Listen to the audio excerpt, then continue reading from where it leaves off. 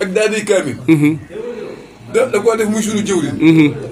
sëñ Saliou def ko muy sunu jëwriñ. ni ànd ak moom ci miir bi. gis nga ko bu ñu xëyee di liggéey. ba jant so. maanaam mbuum moom doon liggéeyee. doo xam couleur bi nu mu mel. ndeysaan. te du dara mënul lu ko ciment beeg ndox mee ci tuuru. ba nga xam ne doo xam couleur mbuum. ndeysaan. man di doon jëwriñ ba man fopp na ci liggéey bi. ndeysaan.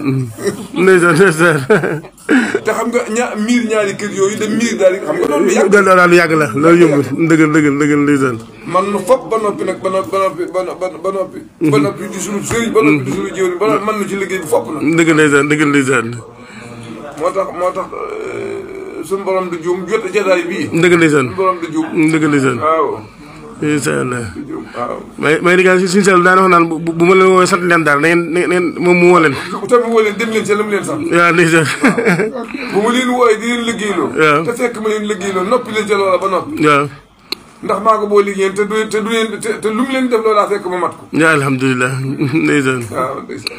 ndeysaan macha allah yow de xam nga ko te jàpp nga ko. waaw ndeysaan moo tax may la ñun fii la ñu dëkk. dëgg loolu wér na. moo tax siyaar bi siyaare tuub ak jéggulu la.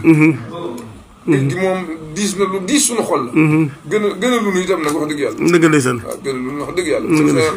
bu mu geesoo rek gisul. dëgg ndeysaan.